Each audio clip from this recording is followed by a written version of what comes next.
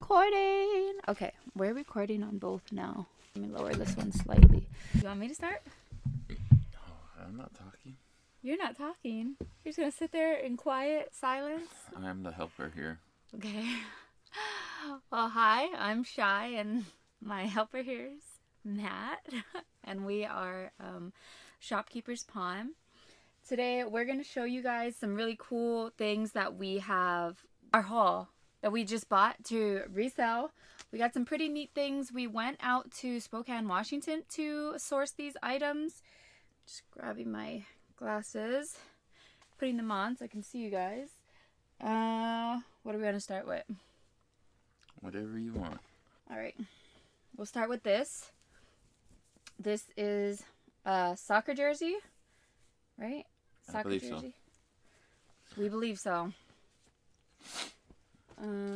This Israel Air Force. It's an extra large and it is made in Jerusalem. And this is a Dharmas Bums shirt. See that? This is a vintage shirt as well. We try to, well, we do only tend to get originals. We don't get reprints. I don't think the reprints sell for that much money, so we just kind of stick to originals. This one we got at the bins. This is a Smurfs hoodie. Kind of has this cool, what do you call this? Like a terry cloth right here, terry cloth patch. We do try to make sure we're able to hit a resale value of around $50. This is a really neat, this is an original Rainbow Bright crib blanket. It has the front and the back. It's in really good condition. There's no stains or anything on it. From 1984. 1984. I think this is Billabong. Yeah. Yeah, some vintage Billabong shorts. These are neat because these have the cutouts. So each flower is actually a patch, and it's the black is cut out and the regular pants is sewn, so it's sewn together. Show you the other side so you can get a better picture of it. So those are pretty unique. You don't see that type of design on board shorts very often. This one we got from the bins as well. I love the super funky pattern on it. It is a Mildred's of Hawaii dress. There you go. I don't know if you can see it. It's a floor length. It has like a empire or baby doll top, which is pretty popular right now. This one is a vintage Free People, I believe from the early 2000s. The reason I got it though, it doesn't sell for that much on its own being a Free People. But what I first thought it was the Aviator Nation brand. So I'm going to try to do an experiment with this one to see, because it gives Aviator Nation vibes, but it's also vintage and Free People, if we can get a good price on that one. So this is my experiment one. I'll try to remember to keep you guys updated if you want to hear about how that one went. This is a Carhartt. It is thicker. It does have the Avista embroidery on it, but we got it because it's a thicker Carhartt. It's not a really cheap one. A Cat 2, extra large and tall. So this is another one we're going to try to experiment with because of the brand and the quality of it. It's not a vintage. I guess we'll see how that one does. And this is a romper. It's very cute, perfect for the summertime. What brand is it? This is a new brand for us. Anrabes. I don't know if you can see that. What was the resale on that? Like in the 40s? Yeah, close to our $50 mark. Because we got it at the bins, we were a little bit more flexible on our $50 mark there. This is a good one. We sold this one before. What is it called? A Tyndale? Yeah, Tyndale. Tyndale. This one isn't as expensive as ones we found before. The fireproof ones go for a lot more. But this is still, they sell new for about $70. So, you know, we're not going to get our mark, but we should hit close to it. Yeah. I just noticed that this one also has the Avista embroidery on it. So, hey, if you work for Avista and you want some good quality work shirts, it's made in America. I'm pretty sure Avista gives you those if you work for Avista. If you want to pretend you work for a Vista. No. But it's a good quality shirt. So that's mainly what we got them for. For sure. Okay, so this is a... What is it? It's a vintage. It's a vintage like, Fruit of the Loom woof. Around 99, 2000. Oh, woof shirt. They're very popular right now. All the animal ones are. And this is a vintage Lee Sport Detroit Lions sweater. So if you like the Detroit Lions... Embroidered, not screen printed. It's fully embroidered. and it's a licensed item by the NFL. This one we got mainly because it was funny. I mean, it is an original. The tags are cut off, but the reason we know it's an original and it's old is because we actually have another one like this. Here's the back. We have another one like this, and we were gonna wear them together at our swap meet event. At least we're planning on, right? Yep. Yeah. Another right here's an Oakley's pants. It's not super old. We did sell, but it's, look at that. It's very cool. It's kind of psychedelic, sort of abstract print on it. It's not very old, but the last time we bought a pair of Oakley pants that were pretty funky, but those were old. We listed it and it sold in 2 minutes. Like, we listed it and then boom, we heard the ka-ching on eBay. So even though these aren't super old because they're Oakley and they have a cool pattern on it, we decided to get those. What else? Hold on there. Okay. This is kind of, I guess, boring to the average person. It's not for resale. Although we have bought vintage, what would the word be? Office supplies, and sold it for pretty good money. Like $25 to $40 for some vintage office supplies. So if you're kind of in that realm and you see some neat vintage office supplies, Especially if it's new in the package. and you get it for a good price, it'd be worth the buy. But even though this is a vintage office supply, we bought this for 99 cents because we needed something to organize. That's another thing. Keep your receipts and do your taxes. Keep your receipts and do your taxes.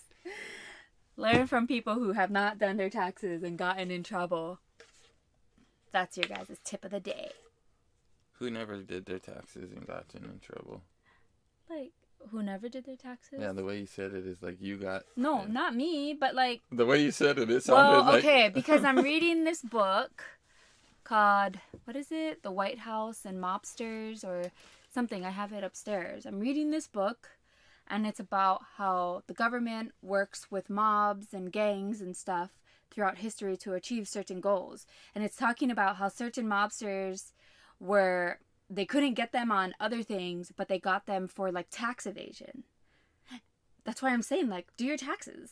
Because even really well-connected people got in trouble for not doing their taxes. So do your taxes. Does that make sense? I don't know. I'm reading it in a book. I read. I read. We also got this. It's wood inlay and it's handcrafted in America. And I think it's really cool because on the back has all the different woods and where they're from. They never used any stains on it. All the woods are different woods, and that's how they got all the different colors, is from different woods. Yeah. So it's pretty cool piece. For sure. I'm glad you're talking. I thought I was going to have to friggin'... Okay, and we got this hemp mushroom bag. We actually have a mushroom festival coming up in our area soon. This is a pretty neat bag. It's all embroidered with different fabrics, kind of Aztec Southwestern designs on it. We do pretty good with bags, I would say. We don't get a lot of them because we're pretty picky. And then this is a vintage Oakley duffel bag.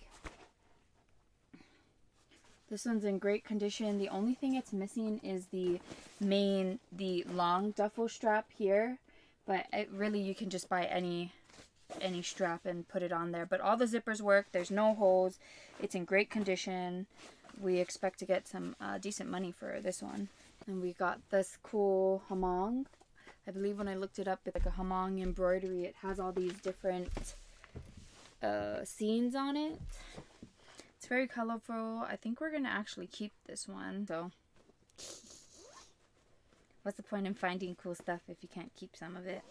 Or we might sell it. I don't know, but it's in perfect condition. Like a nice little tote bag here with these kind of artsy scenes on it. Here. Oh. Then I got this cardigan. It is handcrafted. So I thought it was really cool. It's handmade. This one I got for myself too. At first I thought it was just a bunch of random balls. But if you look at it, it's actually, it is balls, but they're not random. They make heart shapes. I know that wintertime is over, but you know, stuff like this where it was handmade, and I'm only saying that because it says that on the tag, I think would be pretty cool to save till next winter. I got this Nike shirt. It's not worth very much, but it's for myself. So that's all that matters. And it's cool because it has the 5 boroughs of New York embroidered on the back. Then we got some more board shorts here. We got a Hurley. Nice kind of ombre design with the speckles throughout. And then these Pumas. It's like an abstract kind of floral trip. And then I would say this is one of the, I don't know, best items we got yesterday. This Coach, vintage Coach purse with the original hang tag. It's in excellent condition from learning how to read the serial numbers that it was made in 1972. So this one's neat. What else? Oh, our shoes. Okay. This is another bins find, some Timberlands. Very great condition. Look at that. Doesn't even look like the person who owned it wore it one time. Let's say it's in very excellent condition. The thing I don't like about the bins now, though, is with the shoes. Before, they used to pair them together, you know, and you'd get the blue rubber band or whatever color rubber band your bins use. And if you found it, you found both, typically. And it was rare to find just a single one. But when we went yesterday to the bins, every single shoe they put out was single. They didn't pair them together. So everything you wanted, you had to dig for. So that was a little frustrating, but we still managed to find a few good shoes. This is another one that we found, Bogs. This one doesn't look like it was worn either. Look at that. It's in great condition. So this is this. I think it's actually my size, but I have tons of shoes already. Size US 7. It is my size. Woo! And then the last thing, the last pair of shoes we got at the bins were these Danskos. These are in great condition too. All of the shoes we got, it doesn't look like anybody really wore them. Or, yeah, looks like it just sat in a closet and then they donated it. But Danskos do pretty good for us, especially this clog design with the wooden heels. So we bought that. It doesn't quite hit our $50 mark, but it was close enough. And the price you get stuff for at the bins, you can be more flexible. The last thing we got was this part. For brakes. Disc brakes. For disc brakes. And it sells for about $50. Just, you know, with the office supplies and the bar parts, if you do a little bit of research on stuff, sometimes you can make money in areas outside of clothing. Especially sometimes the clothing market in general is pretty saturated. So if you can fill in with certain pieces strategically, then you can make some money. Is there anything else that we have to show? Oh, yeah. We got this board as well for one whole quarter. Woo! At the bins. And that's even cheap for the bins. It has this big kind of crack in it. But we figured because it was a quarter, they gave it to us. We could tape it up and stuff. We really wanted one because we bought this old map. And we are planning on kind of pinning every place that we've sold to. It's pretty neat. We were able to send some stuff internationally, and that's what gave me the idea to do this. Hopefully we're able to just fix it up enough to use it. And how many things did we get yesterday? We can count them up real 1, 2, fast. 3, 4, 5, 6, 7, 8, 9, 10, 11, 12, 13, 14, 15, 16, 17, 18, 19, 20, 21, 22, 23, 24, 25, 26, 27 things. I would say about there. Oh, 28, your red sweater. We didn't bring that down. Yeah, I found this, I believe it was 80s Pendleton 100% 100% silk red cardigan. 28. So 28 items we sourced yesterday around Spokane, Washington. Let us know what item's your favorite, or any place else you suggest that we source from. I'd love to expand our reach. We are also, should we talk about the swap meet thing? Yeah, you just let them know we do that kind of stuff, and we're trying to build up something more consistent for our area. It doesn't have vendors doing, or people just selling consistently. So we're trying to make something that's at least a monthly thing, depending on how we build it. And then hopefully we can build it enough to do it through the winter. We found a place where we can probably rent it and still have the garage sales in the winter. Yeah, we're looking at doing like an open air market swap meet in northern Washington. So if you guys are in the area or want to come out, then that would be super great. You know, this is our first one coming up. If you guys want to see some videos on that or how that goes, let us know. Other than that, I think we are done. I hope you enjoyed our haul of a bunch of random items. If you have any questions, comment them below and let us know what items you recently scored. Okay, bye!